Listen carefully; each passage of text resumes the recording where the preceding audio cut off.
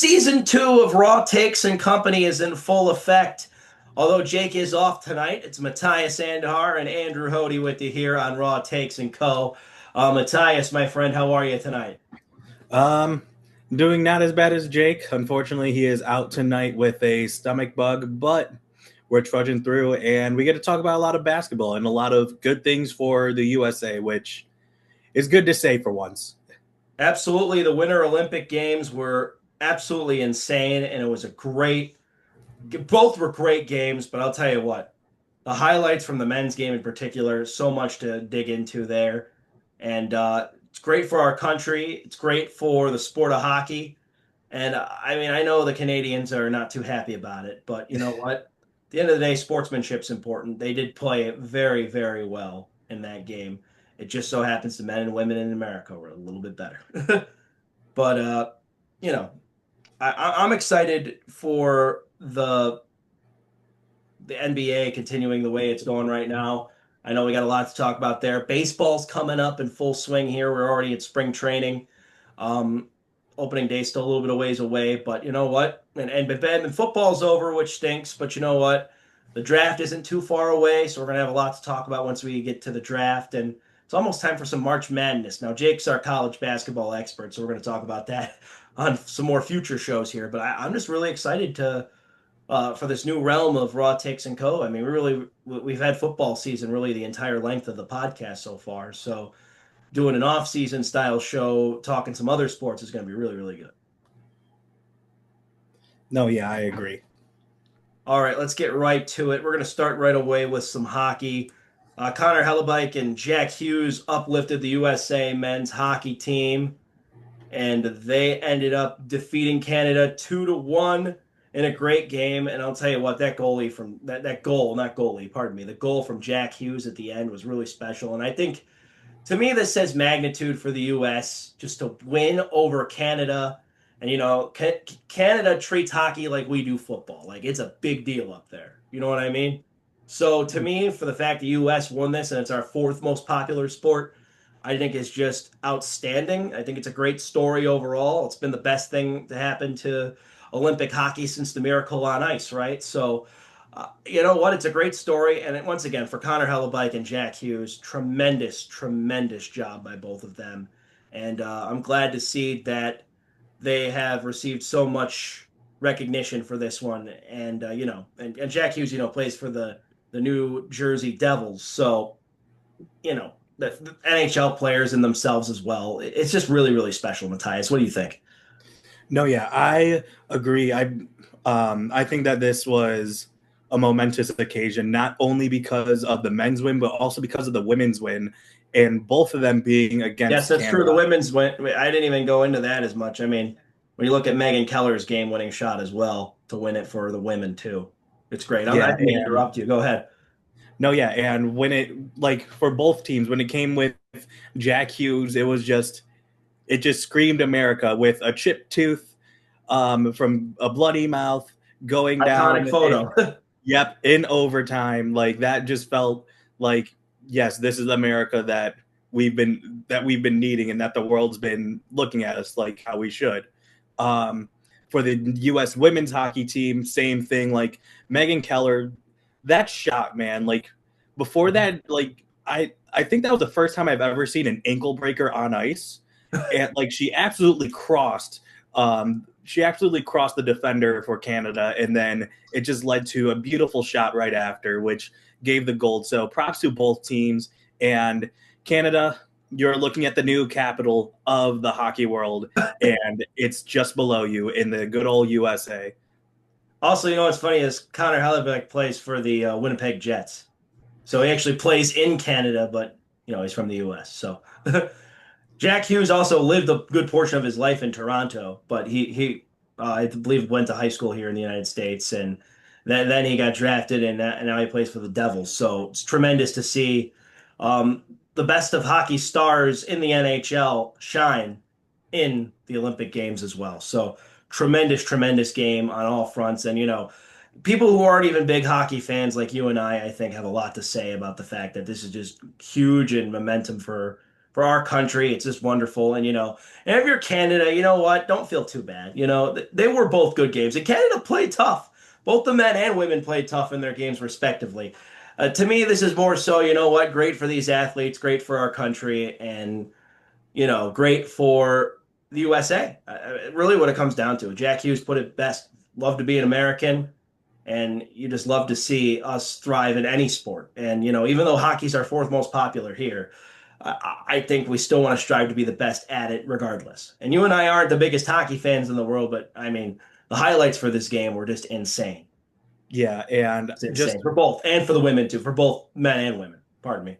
yeah, and just overall for the Olympics, just looking at that, like USA showed up and showed out in Italy. Like they were second when it came to gold, second when it came to all medals, and both of them were only behind Norway, which Norway kind of cleaned up shop. They got 18 gold medals and 41 overall compared to the USA where they only had where they had 12 goals and 12 golds and 33 medals overall, but both of those are second only to Norway. And yeah, just USA. I was talking about this at work. It just kind of felt like we were like, oh, you think you're better at this than us? Give us 4 years. Give us 4 years. We'll figure something out. And it's just like finally, especially like with that hockey, but just overall, like we are the best in the world in 12 different things in in sports that we consider minor, and where in other countries are their major sports. Like that is momentous for the US, and it just gets me more excited for the next Olympics, summer or winter. And yeah, maybe next And they're time coming here soon. yeah, they are coming Summer soon. Olympics here, so it's gonna be tremendous. So great way to go into us hosting the Olympics, of course, with us sweeping it out in Italy with all that gold that we had. But it was tremendous. The Olympics were tremendous. There were some great highlights to watch. And if you missed anything with the Olympics, go ahead and check out some of the highlights on YouTube. Honestly, I didn't have the pleasure of watching both the men and women's games in terms of hockey, but I did have the pleasure of watching the highlights of them afterwards, and it was tremendous. I wish I got to watch them live that morning if I wasn't at work, but it was tremendous for our country and tremendous for the athletes, most importantly, representing our great country. All right, let's move on to some baseball, Matthias. Spring training's finally here. I'm pumped up. Now, you honestly can't take too much away from spring training besides seeing who's healthy, who's not, where the potential is, the direction of every organization in baseball. Now, I'm not going to get too much into my thoughts about the 2026 season for all the teams yet. I'm going to save that for a later podcast, obviously. And I'm not going to get into too much of my thoughts about the pending lockout that I think is about to happen. I have a lot of thoughts on that too, but I think we should just touch on the fact that the LA Dodgers are probably going to three-peat because there's not been many momentous moves this offseason, and I think that's bad for baseball and part of the reason we're heading for a lockout, but that's another story. I don't know. Like, if Mhm. you told me the beginning of last season that the LA Dodgers were going to win the next two, I'd be like, yeah, probably. But with this year, like, they looked human. Like, they kind of, like, I know what you'll say, but, like, they kind of looked like what you would see in, like, the NFL or the NBA, where, like, a team would, like, coast through the regular season, play much worse than what they are, and then they should turn up in the playoffs.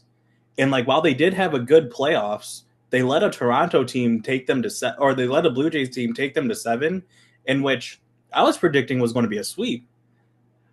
Like it was. I think I picked the Dodgers in 5, but yeah, they did go 7 games. I mean, but the you got to give the Blue Jays credit for that World Series too. They Oh yeah, really 100%. they rang up the matchups, but again, the Dodgers and the greatness of Yoshinobu Yamamoto in particular can't be denied. I mean, you could talk about Shohei and you could talk about Freddie Freeman. I mean, and Freddie Freeman didn't even have the best playoff run last year. Like Shohei had his moments, obviously, but to me, like Yoshinobu Yamamoto was the star for the Dodgers last year. I mean, the greatness that he showed on the World Series stage was tremendous. And the fact is, a lot of those guys are coming back with the Dodgers again this year to run it all back. It's going to be really, really hard seeing the landscape of baseball right now. Like, I'll be honest with you, I'm not bought into the Yankees. I'm not bought into the Red Sox. I honestly think they might have gotten worse. Baltimore on paper got better, but it's what's left of Pete Alonso. As great as Pete Alonso is, he's not the same fielder he once was. He's not the same hitter he once was. He'll still hit 30 plus home runs a season, but I don't see him hitting the same kind of doubles and singles you would expect him to at his age anymore. It's still a great move for the Orioles, but the Orioles also have to compete with the Yankees and the Red Sox now. The Rays aren't really much of anything in the American League right now. And you look at the Central, I mean, Kansas City is going to be a lot healthier this year, so the Guardians do need to watch out if they think they're going to repeat 3 times division titles, because the Royals have a great starting rotation and they have great bats. When you look at guys like Bobby Witt Jr., when you look at guys like Salvador Perez and Vinny Pasquantino, and you look at their starting rotation led off by guys like Seth Lugo, who's coming back this year.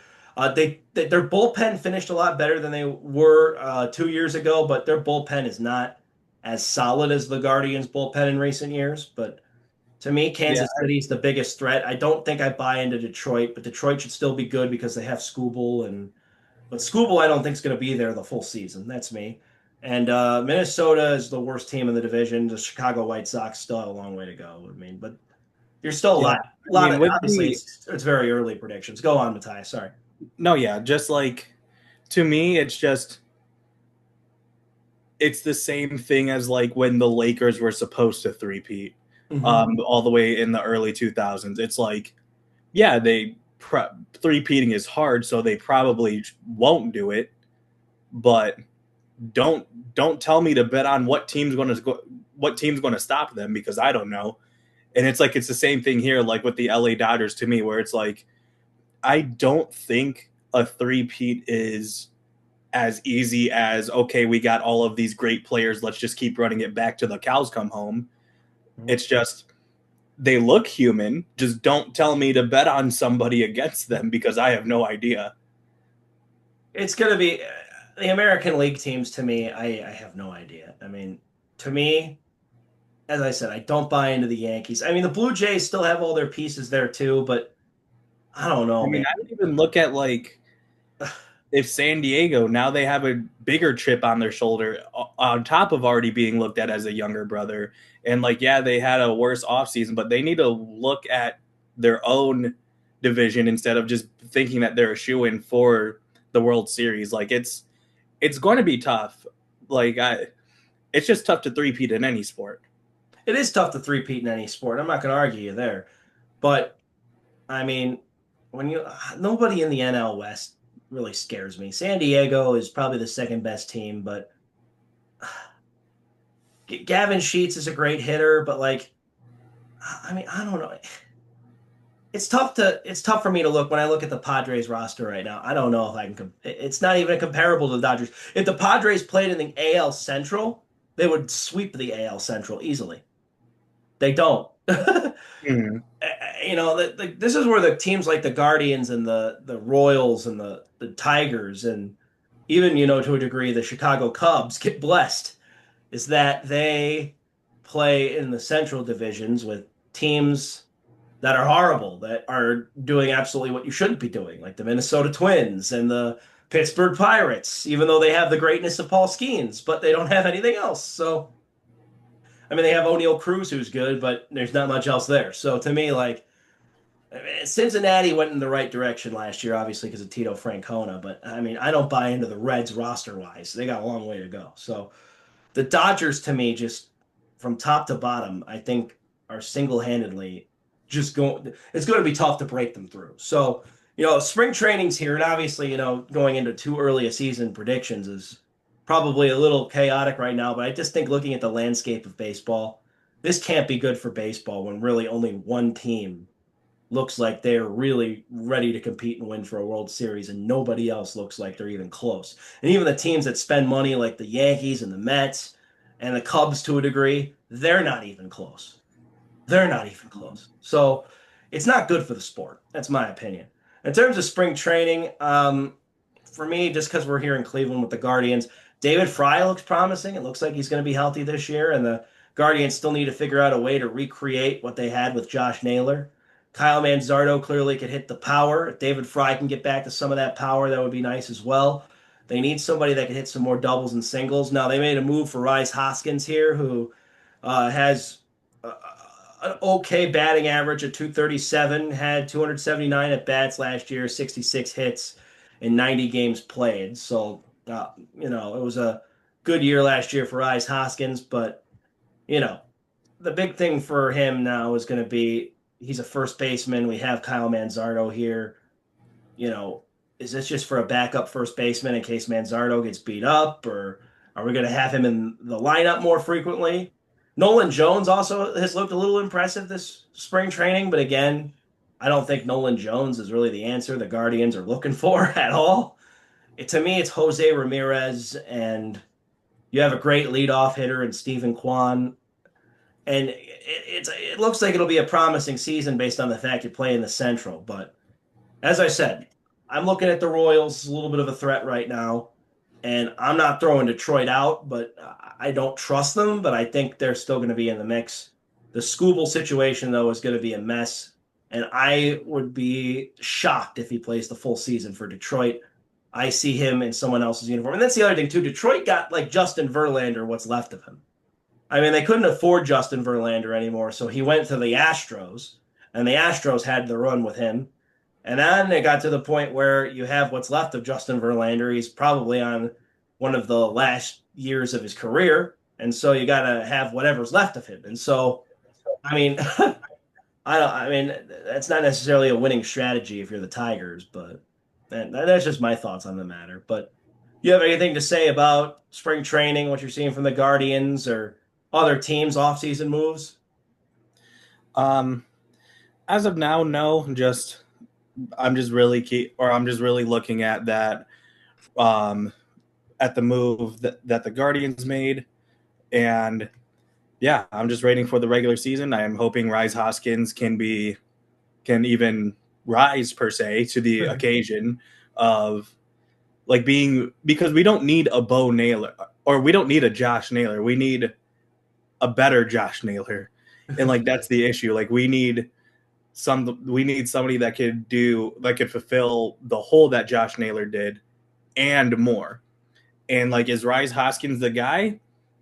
Maybe, maybe not. Most likely, probably not. But like, I don't think he's close. I mean, but that's me. But, I mean, he's not going to fill. It's like, is he? You have Manzardo though. That's the thing. Yeah, but it's like, then is he a move towards the right direction? I could buy in for a bit that he is, and then it's just figuring out from there, is he actually going to be part of this team for a long time, or is it just going to be for this contract? Well, given the way the Guardians operate and how they are with the payroll, it's never really Chris Antonetti's fault, in my opinion. He's done a tremendous job. And Stephen Vogt, I'm almost willing to say he's the best manager in the division, given the fact AJ Hinch did kind of cheat. But, he's won back-to-back division titles. So I have a feeling the Guardians know what the hell they're doing. It's just, ownership and the payroll. And it's not just the Guardians' problem. We could rip on the ownership situation here in Cleveland with the Dolphins and whatnot all day long. It's not just the Dolphins. It's owners across the sport. But I want to save that for future episodes of Raw Takes and Co. We're going to get to the NBA, and we're going to talk a little bit about the All-Star break. Obviously, we were off last week, so we didn't really get to touch on it. Matthias, I'll let you lead off here with a lot of this NBA stuff we have coming up because you're the expert. And I'll be honest with you, from what I saw from All-Star Weekend, nothing really got me that excited. The celebrity game was pretty boring from the highlights I saw of it. I don't even know why I watched the highlights of it, but it was dumb. I didn't really take much out of the game itself either. It's a nice new format, but I don't know if I really like the format. It's just, I don't know if I'm crazy about the All-Star game anyway. So, well, you can go ahead. I was going to say, that's what I feel like it is, because I really enjoyed the format. Mm-hmm. The celebrity game, I didn't really watch. The 3-point contest, I saw some highlights, but like I don't even know who won. And like the dunk contest never happened. There is no Warren Bossing say. There is no 2026 dunk contest. But this all-star format was so fun. And it is because of two people, Victor Wembanyama and Kawhi Leonard. Because when we split it up to like essentially old guard versus new guard versus team world, I think that was an amazing idea because Victor Wembanyama, he's like, yeah, it's the all-star game. You guys want to chill? Okay, put up this layup in my face. See what I do. Because he was swatting everything. He was playing hard. He was playing like it was a playoff game. Like, Wemby hates to lose anyways. So, like, it doesn't matter who, what, where, what type of game. I bet he doesn't even like losing in 2K. Like, he doesn't like losing, period. And like it rubbed off on the rest of the players in the team because they're like, you mean we can't just have fun and just chill? Like, we got to try. And we got some really good games out of it, including essentially the old guard versus team world, in which Kawhi Leonard, the guy that went on the all-star team because of an injury and he was a reserve, he put up 31 points just out of the blue. Just looked like like in some cases better than prime Kawhi. It just looked like a cyborg. He couldn't miss. And like it was like what, in 12 minutes he put up 31 points, and that was what they needed to beat Team World, because once again there's a 7-foot alien on the other side that's not taking no for an answer of trying. So like they had to put their best foot forward, and Kawhi's like, all right, here's 31. What are you going to do about it? Yeah, but fair yeah, point. like other than that, like the young stars, they showed up and showed out in my opinion, and they won overall. Obviously the old guard, it was so fun watching like this classic Kawhi game, and then on top of that, like with LeBron on the same team, and then like the Team World, man, like people were making fun of like Luka and Jokic because they don't try, whatever. Wemby made everybody try. Wemby like gives me that same vibe as like mid to late 2010s Jimmy Butler, of just like you could pair me with the water boy, a janitor, and 2 commentators. I'm winning this game. And like he just gives off that same vibe, and it's so fun seeing that competitive nature because yeah, it showed up for a really good couple of all-star games. Absolutely. I mean, I still didn't enjoy the games though. I mean, Victor Wembanyama is not enough for me to save the All-Star game. It's going to take a lot. It's going to take a lot. It's just not a. It was somewhat more competitive, but there was still a lot of offense, and I still am on the side that baseball has the best All-Star game. The Pro Bowl stinks. The All-Star game in the NBA stinks, and it's bad for both sports. But that's just where I stand on the matter. And I'll take your word for what you thought of the All-Star game as well. And I think it's good analysis overall, especially because you probably watched a little bit more in depth of it than I did anyway. So I think our viewers could take away our thoughts from what they can and make their judgments there. As we move on here in the NBA, Matthias, you ready to talk some Cavs? I sure am, because they are proving me right, but at the same time, unfortunately, every other team decided, the Cavs are winning again. We should win as well. Yeah, like the Cavs, I already said before they even made the James Harden trade that they need to get on a hot streak. Lo and behold, they started getting on a hot streak. Then they got Harden, and despite my chagrin to that, they were still playing great and even beat the Knicks. So now they're only a half game behind the Knicks as of today, because the Cavs lost to the Bucks, which puts them which puts them that half game behind the How do Knicks. you lose to the Bucks? Not having your top I know Donovan was out 3 for the game. players. James Yeah, Harden obviously dealing with the fracture, right? yeah. James Harden had a fractured thumb. Donovan Mitchell wasn't playing. Evan Mobley wasn't playing, and Dennis Schroeder put up 26. And hang on, let me check. Dennis Schroeder put up, it was like a 20. Yeah, Dennis Schroeder put up 26 and Jared Allen put up 27 and 11. So it wasn't like they weren't trying, I guess. Like, yeah, it was Kyle Kuzma who put up a 20.8 rebound, 5 assists, 5 steal game. And like that was what the Bucks needed. Also, Ryan Rollins with a solid 18 points, 9 assists. Like the Bucks are in this weird place where it's like, to me, they have good trade pieces and they have good young pieces, and neither of those things are in a timeline with Giannis. So it's like they should probably get rid of Giannis, and Giannis has been wishy-washy about if he wants to stay or if he wants to go. I feel like he truly wants to go, but he wants to be in good graces with Milwaukee. But yeah, just the Bucks timeline is weird. They, even despite without our best 3 players, we shouldn't have lost the game, but they do have good pieces. So I'm not totally surprised that we lost. Here's So yeah, my that's thing like, on it though with the Bucks. say it again. Here's my thing with the Bucks. They have one thing about them that needs to change, and it hasn't, and it makes no sense. Even above and beyond moving off of Giannis or keeping Giannis or whatever direction they choose to go. Doc Rivers needs to be fired. I'm going to keep mentioning it over and over every time we bring up the Milwaukee Bucks. The end of this season, Doc Rivers needs to be fired from the Milwaukee Bucks. I prefer it to be midseason. I prefer it to be after this win. I'm sorry, Doc Rivers needs to take a couple seasons off from the NBA and come back better than ever.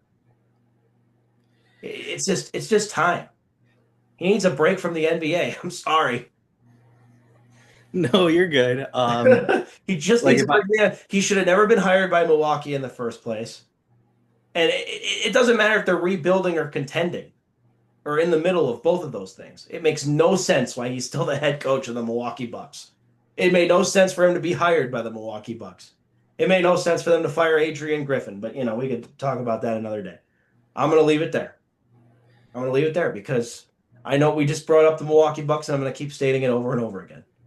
No, yeah, that's fair. Should not be the head coach of the Milwaukee Bucks. All right.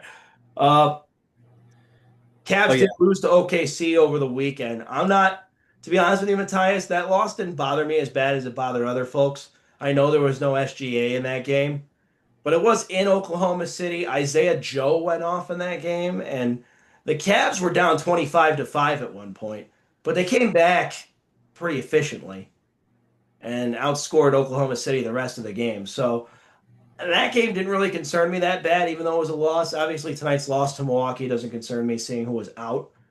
The win over the Knicks excited me a little bit, but like to me, it's still just the NBA regular season. Is this going to work in the playoffs, and can this get the Cavs to at least the Eastern Conference Finals? That's where my question is.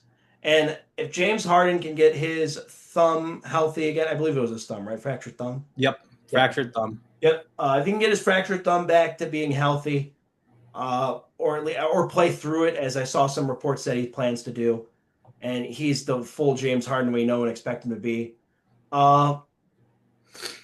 I still want to see them get out of the second round of a playoff series. Donovan Mitchell has yet to advance past the second round. So I need to see that. And the Cavs need to prove it to us. This move could certainly be the move that does prove that to us, but they have no evidence of that yet. So we need to see when the playoffs arrive, and I'm going to keep standing by that. These 3 games really don't do too much for me, especially tonight's game against Milwaukee.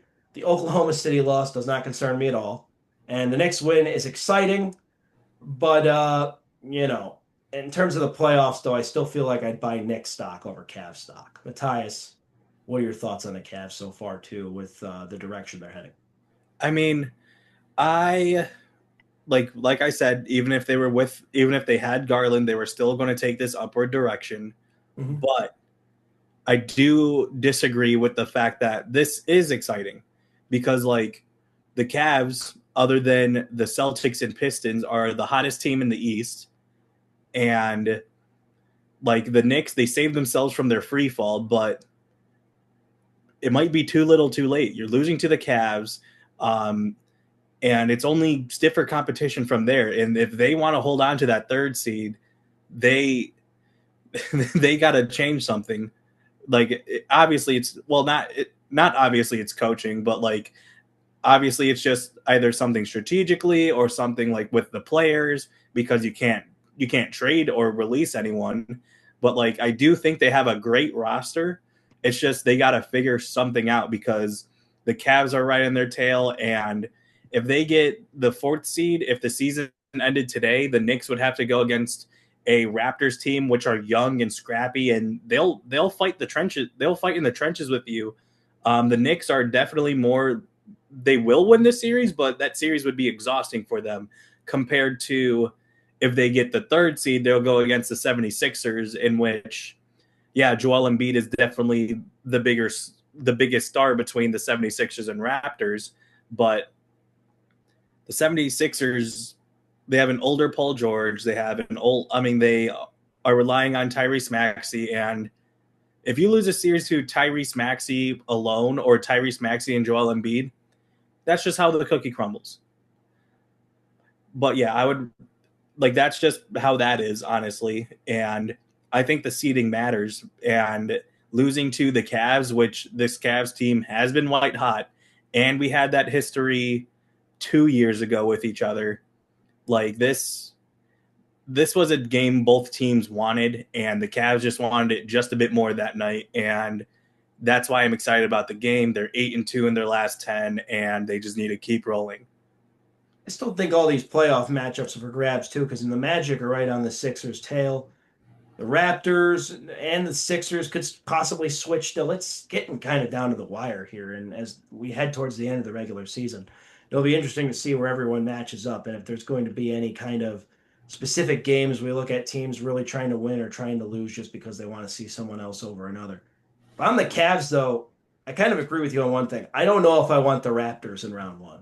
I think I agree with the fact that the Raptors are young and scrappy. I think that would be exhausting for the Cavs too, not just the Knicks. That would be a tough series for anybody to win. Or if the Celtics drop here, even though the Celtics have won 4 straight games and are 9-1 in their last. I was going to say I don't think they're dropping anytime soon, unfortunately. Yeah. I don't think anyone wants a series with the Pistons either, though. You might have a second round series with the Pistons. And if I'm the Cavs, I might be trying to get to the 2nd or 3 seed right now. And I would like the Cavs' chances against the Celtics with no Jason Tatum and no Kristaps Porzingis. And is Nikola Vucevic really a good replacement for Kristaps Porzingis? I mean, no, but they've been winning with with no. He's better than nothing, and he's still serviceable. Like they were running centers that like I can't even remember their names right now. Like Luka Garza, who I loved him in college, but in the NBA hasn't fully translated yet. Like they were running with him, and he was a 2nd round pick. Now they have Vucevic, who was an all-star with the Magic, who did decent with the Bulls, and he is still serviceable now. This is like a Al Horford type pick. And like it's not world beating. It's not going to change the perspective of the Celtics, but it's definitely helping their weakest position, which is what they needed. I'll still see it. We'll still see what happens when it gets to the postseason. If the Celtics find their way to the finals with no Jason Tatum, I think they'll be nothing short of spectacular. Wouldn't you agree with me? No, yeah, I think it's going to be scary. They have the experience, though. It could happen. Yeah, especially with Tatum. He's been like maybe nodding of coming back because of how well the Celtics have been playing. So, like, who knows? All right, moving on here from just the Cavs and the NBA as a whole to some of these anti-tanking rules in the works. I mean, can the league just decide how to just stop tanking at this point in totally different ways? It seems like the more they try to stop it, the more rabbit hole it creates. I mean, I'm Yeah, just going to go over these. I know you wrote these down, Matthias, but I just want to go over these. Lottery odds freeze at the trade deadline or a bit later. How about they freeze at the trade deadline or just don't freeze them at all? Teams can no longer pick top four in consecutive years and or consecutive bottom three finishes. Uh, how about that makes no sense if you're consistently bad and trying to rebuild, and you need to stay consistently bad and trying to rebuild, or be like the Sacramento Kings, who are essentially the Jets of basketball. Like, why not give them as many top picks as possible and keep blowing them or trading them or whatever the heck they're doing?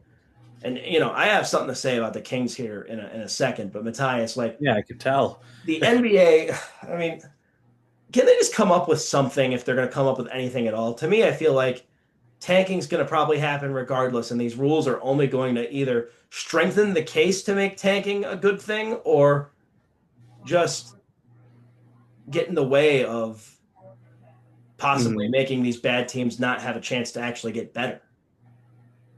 Yeah, like I don't know, like all these rules, all of them in totality are these are all in the works. None of these are confirmed yet. Okay. Um, but first round pick can no longer be top three protected. The like you said about the lottery odds, and the teams can't um, and teams can no longer pick top four in consecutive years. Um, it's also teams can't pick up top four. I mean, can't pick top four the year after making the conference finals. Lottery odds allocated based on 2 year records instead of just last season records. Lottery extended to play-in teams and to flatten odds for all lottery teams. So there's a lot of things that there's a lot of ideas, but my big thing about this is that they only started cracking down because they also find the Utah Jazz and a couple other teams, but they only started cracking down on this when essentially Adam Silver got yelled at by shareholders, by DraftKings and all the sports betting companies because they're like, hey, you're messing with our bets because these teams are tanking. That's when Adam Silver not only fined them, but also started coming up with these rules. And I think that's a very bad model for the future if we're trying to manage what's going on with the future of your sport based on what bettors are telling you. I agree with you 100%.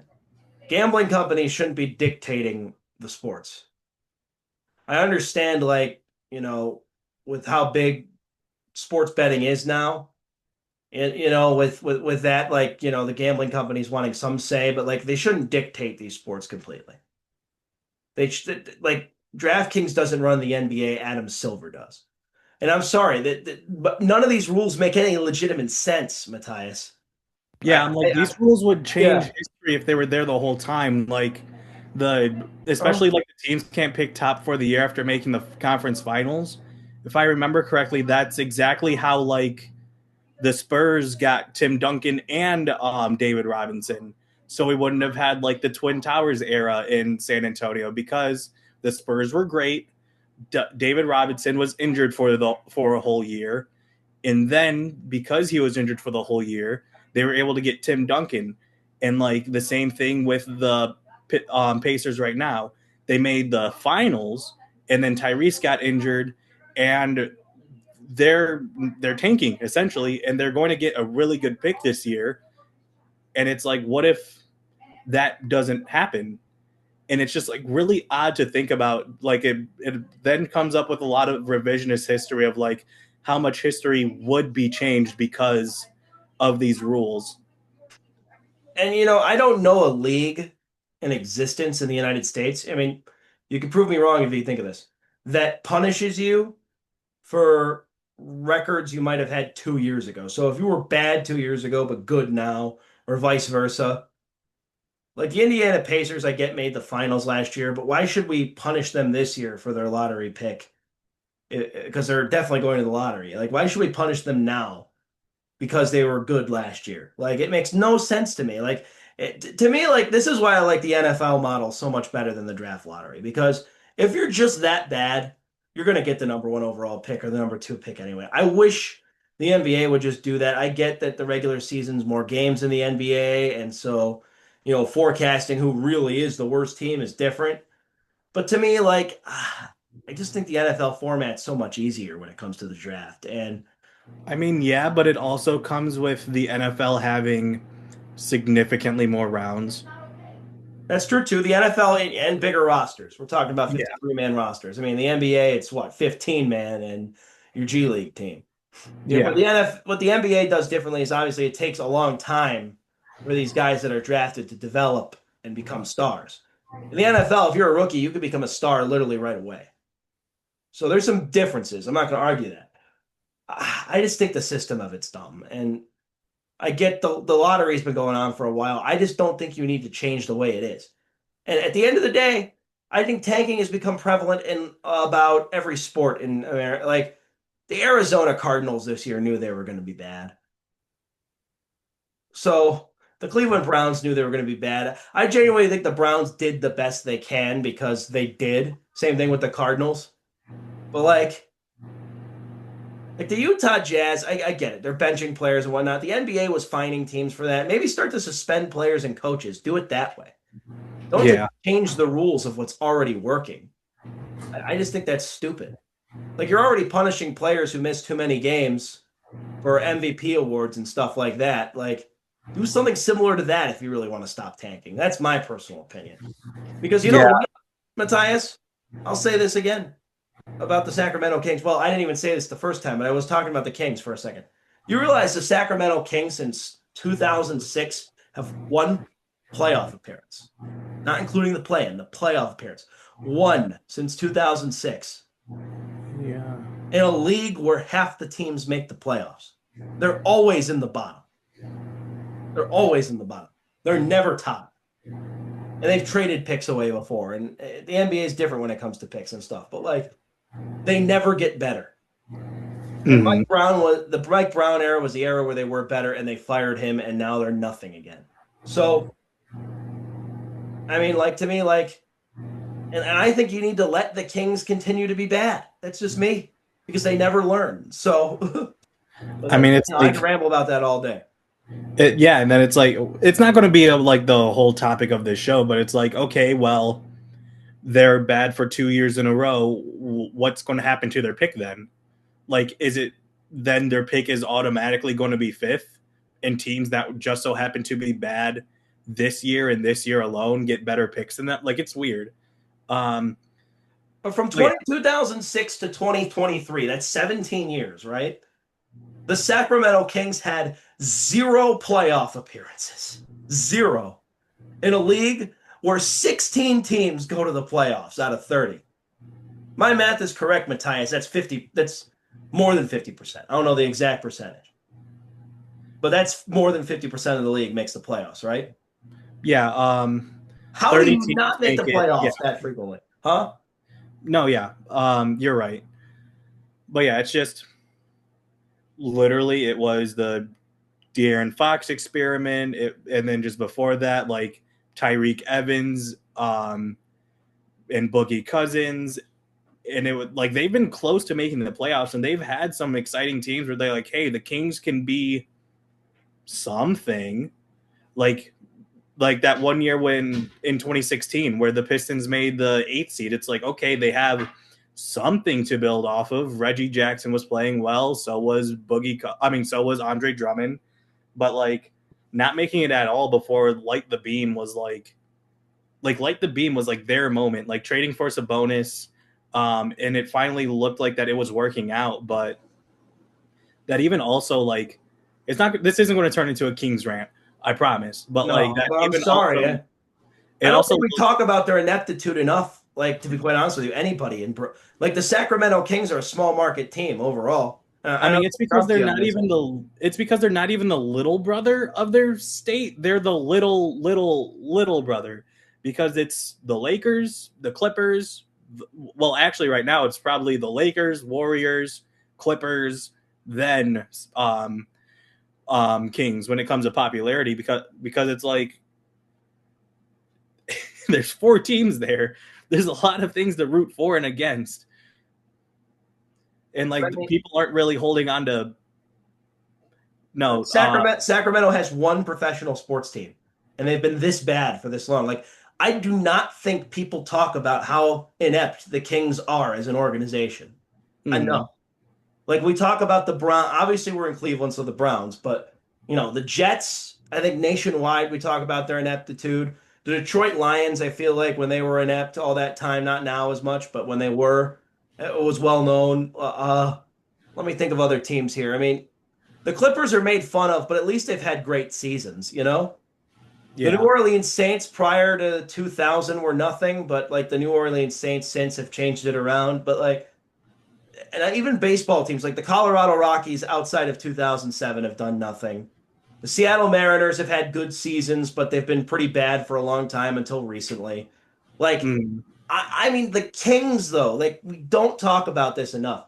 In a league where 16 teams go to the playoffs out of 30, they've made it once since 2006, and they haven't won a playoff series in 22 years. I think literally Chris Webber was playing. I don't even think YouTube was invented yet the last time the Kings won a playoff series. Well, no, YouTube would be 1 years old because YouTube was made in '05. But '04 was the last time they won a playoff series. Oh, yeah, even better. Yeah.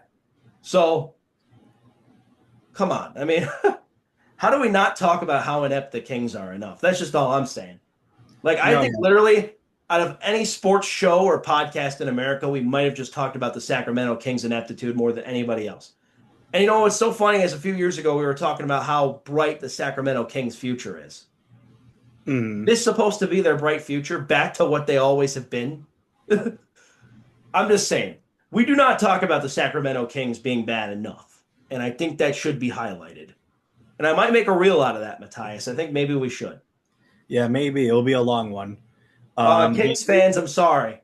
I'm sorry that you've gone Yeah, through what you've had to sorry, go Kings through. fans, for the very long slight that just happened. I'm But sorry, Kings fans, for the very long line of drought no that you had. success. A line of no success literally since 2004, if ever. Yeah, but moving on to a team that's had a lot of success, Mm-hmm. the Spurs scare me Yeah. because they have not lost in the month of February. They are 10-0.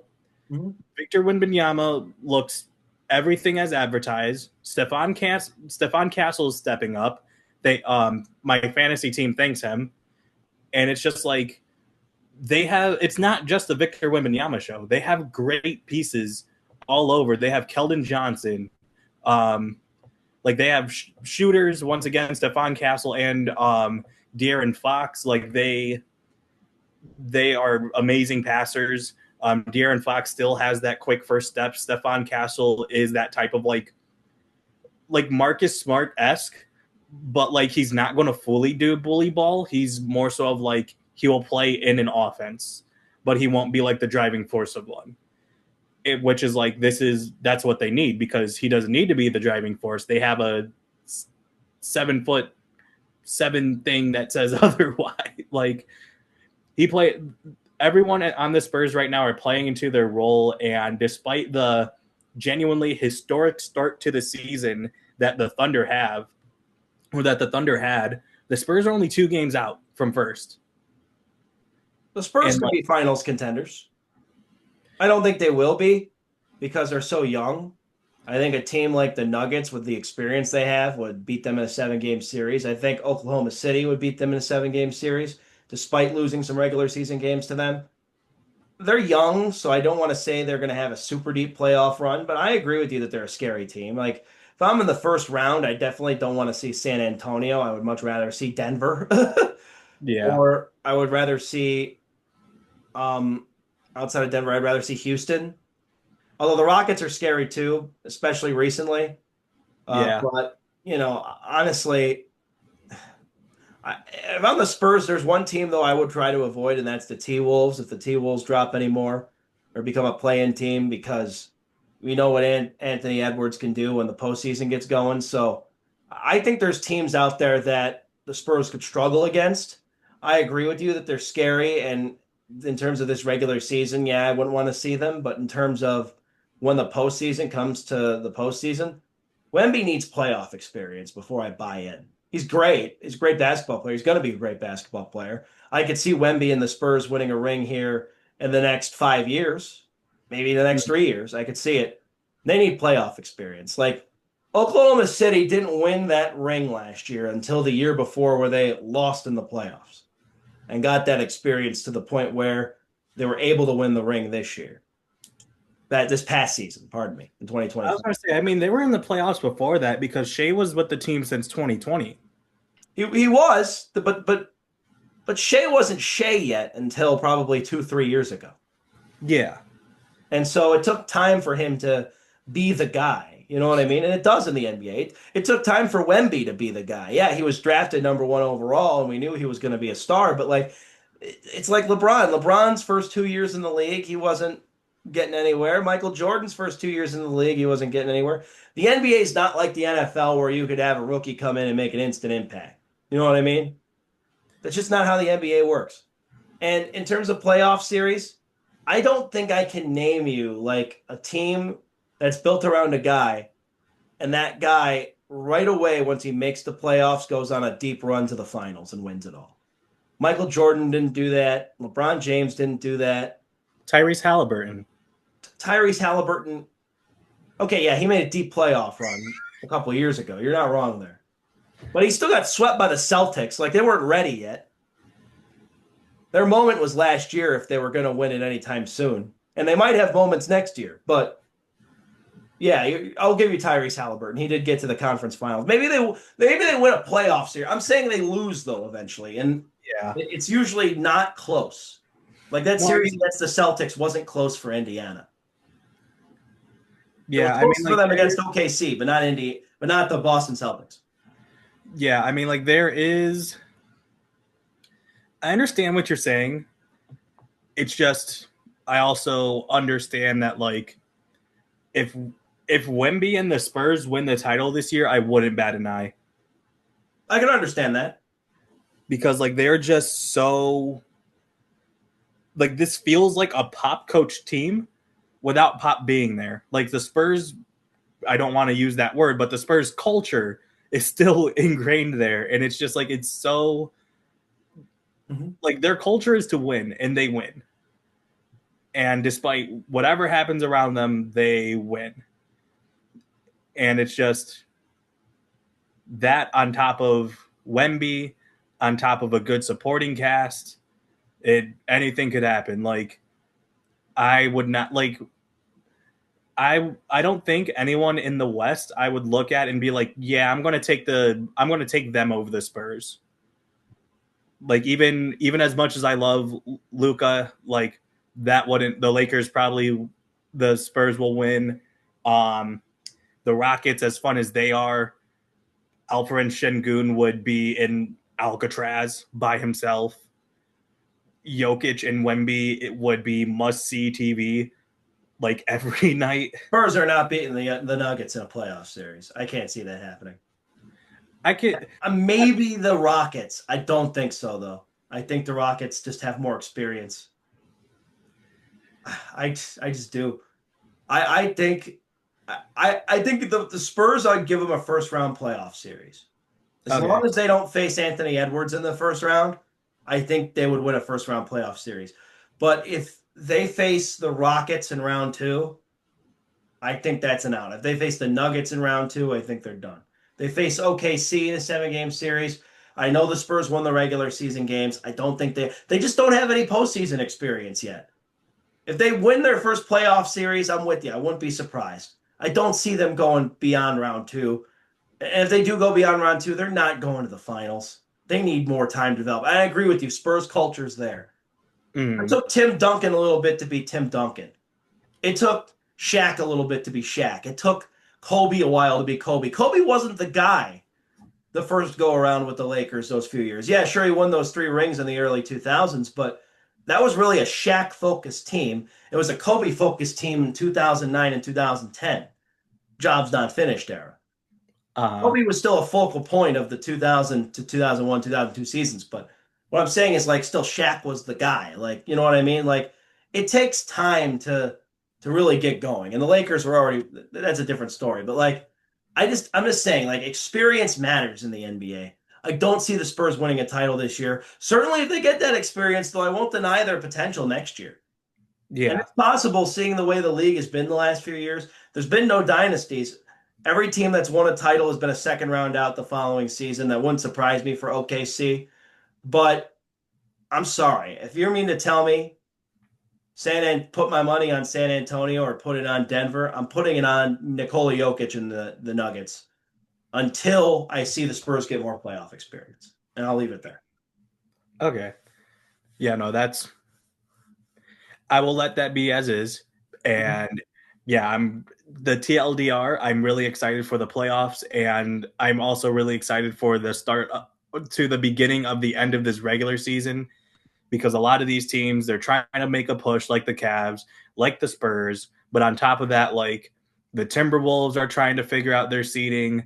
Like there's a lot of teams that are like trying to get to that sixth seed cup to get away from the play in. Like it's going to be scary, and the rest of this season matters.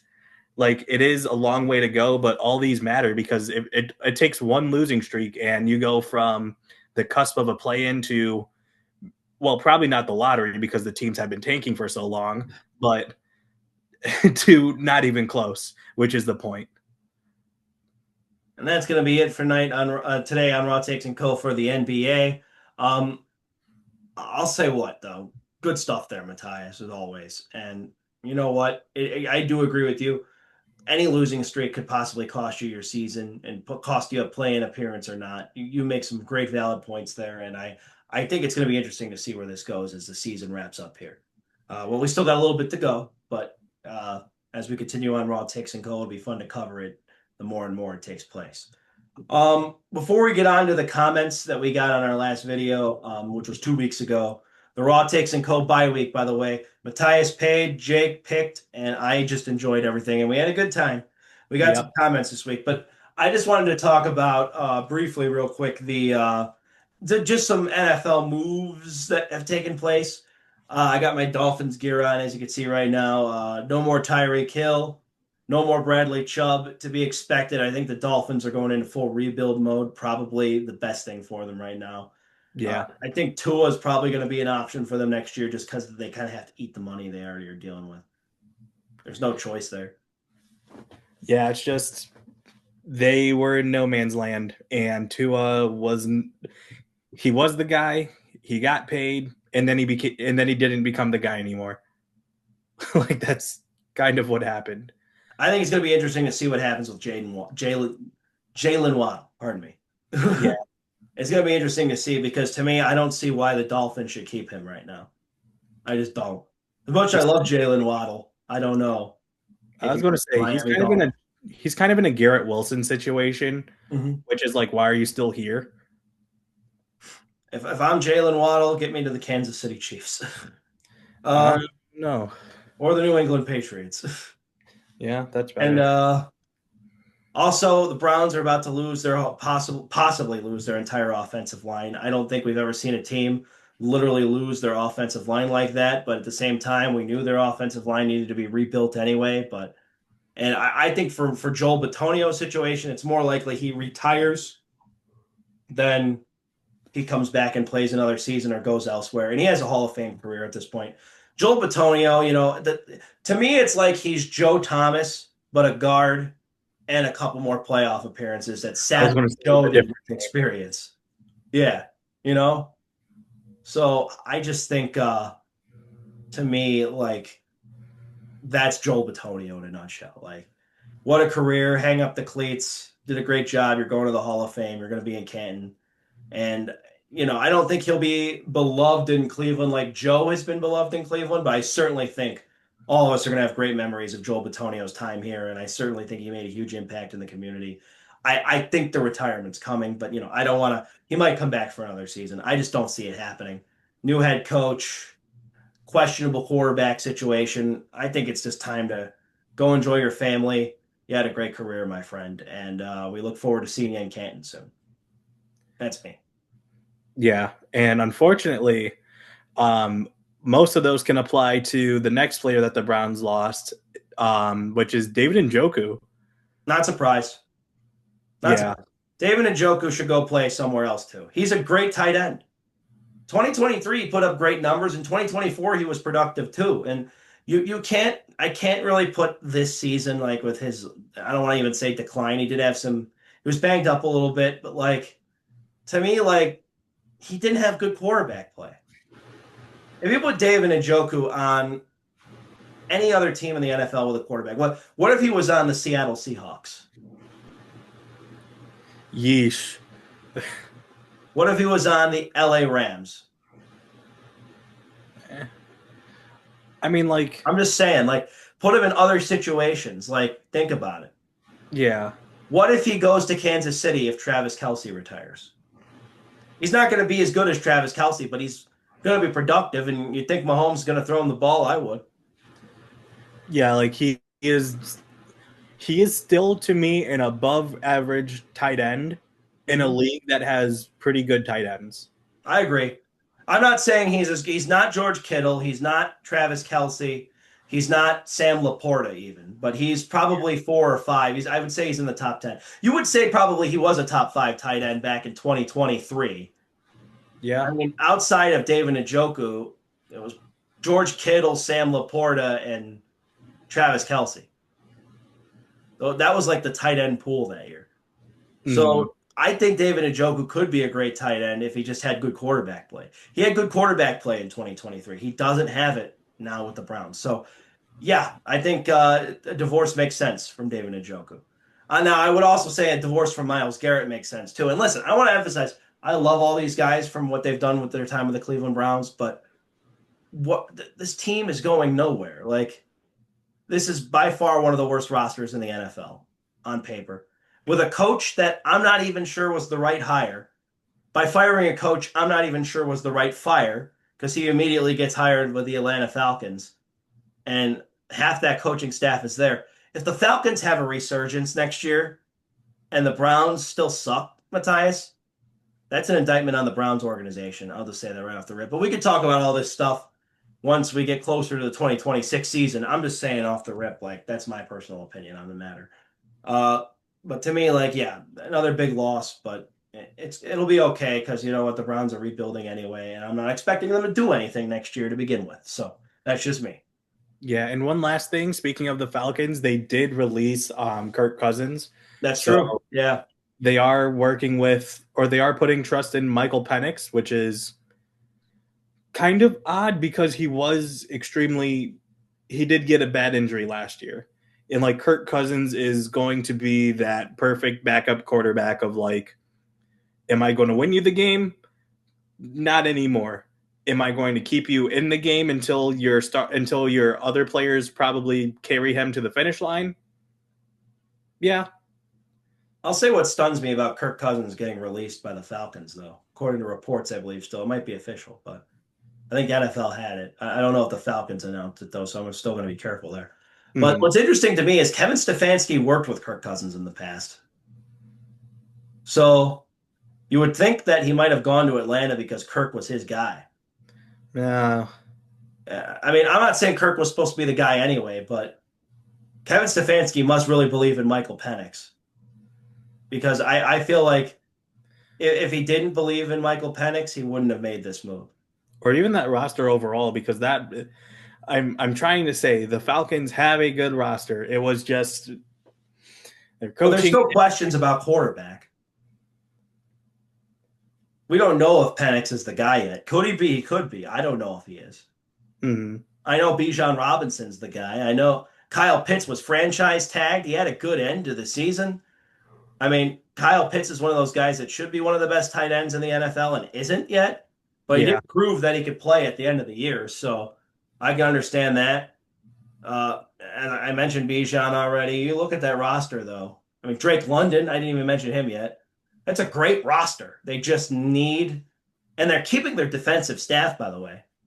And they're bringing in Tommy Rees, who was up and coming last year. And to top it all off, Alex Van Pelt can still work with Kevin Stefanski. So why did the Browns fire him after the 2023 season still is beyond me. But, you know, can't look back on the past now. This is where we are. Who knows? The Falcons are Falcons are going to be interesting. They're a team I want to keep an eye on next season, and especially because that division, like Carolina, looks promising, but is it real yet? They still went 8-9 last year. Uh, Tampa Bay was on a decline. Does that decline continue? And the Saints were kind of on the up and up. Pardon me. I think it'll be interesting to see the Falcons. I Mhm. think that's going to definitely be an interesting watch, but I think it's still going to come down to quarterback for them. All right, to wrap up Raw Takes and Co. for this week. Now, I love DK Metcalf has changed his username on YouTube. Oh He's boy. now ARowleyNBA. Got it. I can imagine what these comments are going to be. Yeah, we've had an I love DK Metcalf Jake somewhat rivalry the last couple weeks, which is why I kind of wish Jake was here to talk about this. But I'll leave the I love DK Metcalf Jake rivalry to Jake to discuss. But I love DK Metcalf now. A Rowley NBA says talk about how the Cleveland Charge traded for Victor Oladipo and how Killian Hayes signed a 10-day contract with the Kings. We actually did talk about this in our group chat. Yes, we Um, did. yeah, my only thing to that is how the mighty have fallen.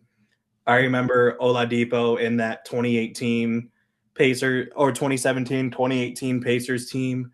It was so fun to watch, gave Indiana hope, and unfortunately ran into the Cavs with LeBron.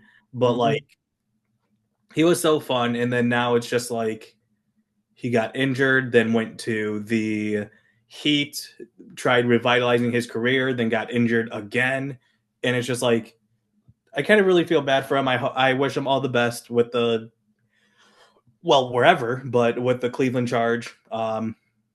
Yeah, and Killian Hayes, he was my favorite Cleveland Charge player, but now that's going to be Oladipo, not only because Oladipo's on the team, but also because Killian Hayes is now a King. With the 10-day, he has a chance to improve him. I mean, to prove himself. Obviously, he's been doing good work in the G League for a team to mention him.